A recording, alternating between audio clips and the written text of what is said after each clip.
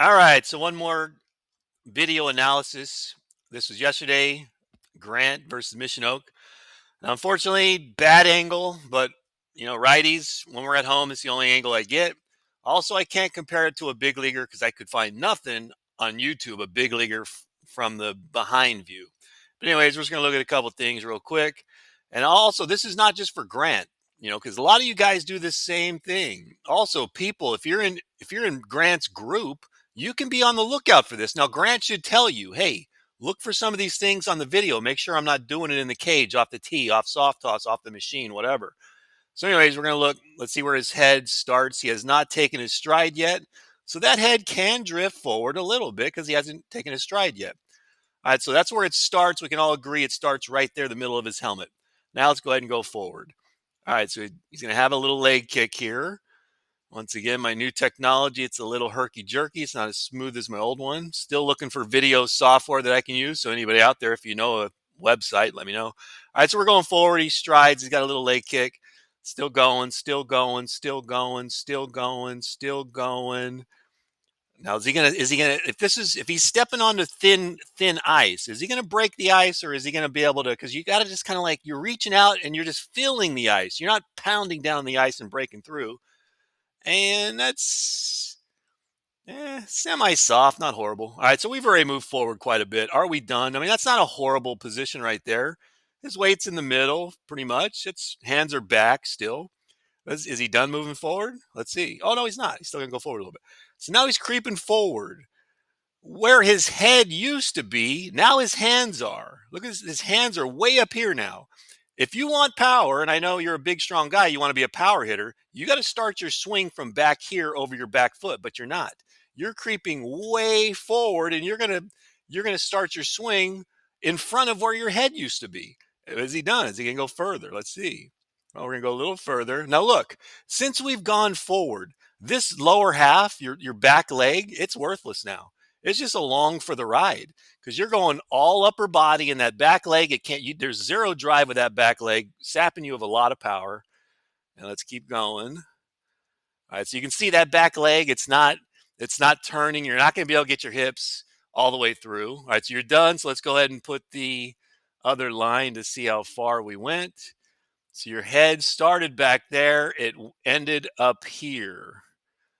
And look, see this lower half? Since you moved that far, your timing has to be absolutely perfect. And maybe it'll be perfect 1 out of 20 times. That much movement, basically your lower half is going to be gone. Because look at that. The hips are not even through. Now, I know you're out in front of this pitch. So let's see what ends up happening. Slowing down the bat, and then we end up popping it up. Now, the good thing is you've only got like one strikeout in roughly 20 at bats, which is good. But we're getting a lot of pop-ups, and we're not consistently finding the barrel, even though you did kind of find the barrel there. I mean, that's obviously a little too much launch angle, about 80 degrees, too much. All right, so another thing I want to see, let's go back here. So we saw how much your head moved from here to there. I want to see, this is not going to be exact, obviously, but just for fun, I want to see how long your bat is. So I'm going to go shapes. All right, right here, you can see the knob. Let me go a different color. Here's the knob of your bat, and it goes to about there. All right, so now I'm going to grab this thing. Look at that. Your head is moving. I don't know what size bat you use. If you use a 32-inch, now I know it's not totally, the same. Your head's moving almost as the length of your bat. Obviously, that's too much. So we need to get rid of that. I know you want to be a power hitter, and you can be because you're so big and strong. Here's my definition of a power hitter. You can hit the ball out to right field, center field, left field. All of our guys, JV varsity, I have not seen one opposite field home run. I haven't even seen somebody get close to hit an opposite field home run. Also, if you get 15 swings and you're trying to hit home runs, which I know a lot of us are, I'd say at least 5 should go out every single day. True story, back when I was in high school, when Coach Quaylar took batting practice, we'd have people shagging on the other side of the street in right field because he hit so many home runs, we would lose so many balls. We had guys shagging on the other side of the fence. And I think Coach Quaylar hit over 10 home runs this senior year. That's a power hitter. Grant is going to become one, but until we get rid of this head movement, it's just not going to happen because that's just too much movement. It's too complicated. You got to keep your swing simple. You got to keep your head still. That's way too much movement. Let me show you one more thing. All right, just one more thing real quick. Now I know when you're hitting, you don't feel what you're doing, because your mind, you're not thinking, and you shouldn't be thinking when you're hitting. But there is a time when you can feel what you did, what you are doing wrong. So I'll do it again. Here we go. And this is the time you can check yourself. So let's see if I can get it to play. Here's this thing. All right. So once again, he's going to go forward a lot. That's where he started. Boom, boom, boom. But on this one, he's going to check his swing. Boom. Right there. That's when you can feel it. When you're done, you feel. I go ahead and go back just a little bit. Oh, I go forward. Boom. Right there. A little farther. All right. You should be able to feel when you take that pitch that your weight is totally forward and your hands came with you. Those hands got to stay back here over your back foot. So when you take a pitch, that's the best time to tell. This could be in the cage, can be in the game, whatever. See where you're taking a pitch. If you're taking it with all your weight forward, you know you're doing it wrong. So make sure, and hey, guys in Grant's group, and Grant, you should be asking them, hey, check my head, off the Fungo Man or Iron Mike or whatever. Check my head, make sure it's not going forward. I can't be there all the time, but this is something you got to feel, and we got to fix this. And once you do, you're going to be a beast. All right, on to Nate Gonzalez.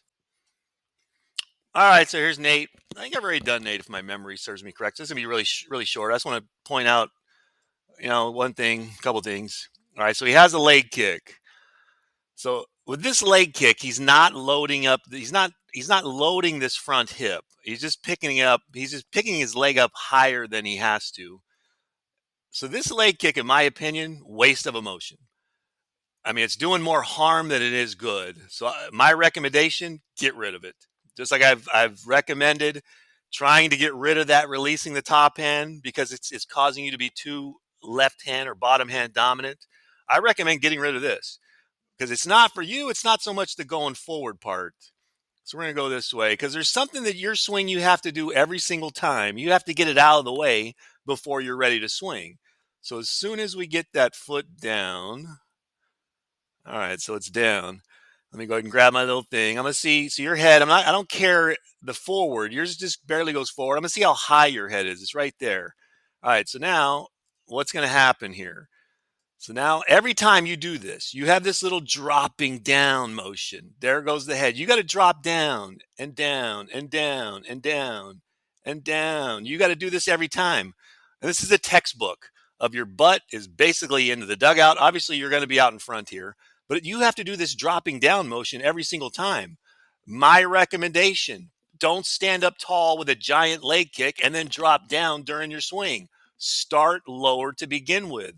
Drop down, squat down lower when you start so you do not have to do this during your swing because you do that every single time. And if you have to get this drop out of the way, fastball, curveball, slider, change, you have no adjustability. Also, look, you can see your swing doesn't really start from here because you go slow and you kind of creep, creep, creep, creep, creep.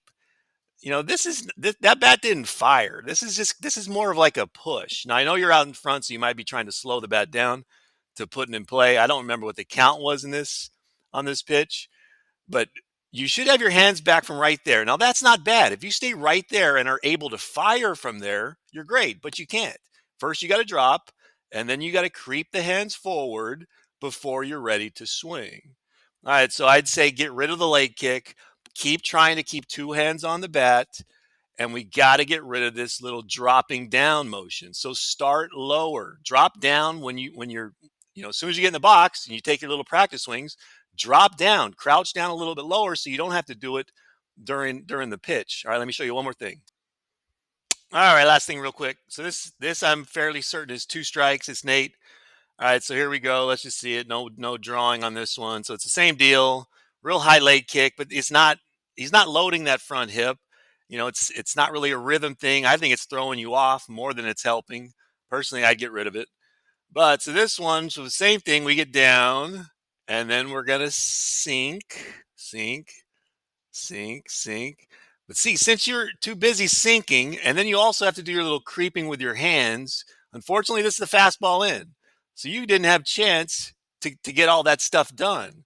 Now you're late. And once again, we get this take right here. You know, that take where the hands creep forward. This is an inside pitch. So there's two things you could do.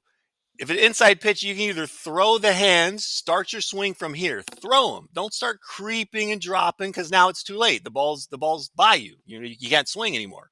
You have two choices, three choices. Fire the hands, sell it like this, or do an inward roll. But the crouching and creeping the hands forward, that does nothing. And I mean, honestly, if I played 15 years, I don't remember ever taking a pitch like this. And this is a daily occurrence. This take right here, we see that all the time. And it's all caused by the dropping and creeping of the hands forward. We got to find a way to get in a position where we don't have to drop, we don't have to creep. We're in a position where the hands can fire directly from there. Now, the good news is you work harder than anybody else on the team. So I know you'll eventually get it, but we just got to keep working hard. All right, I'll see you guys out there in a little bit.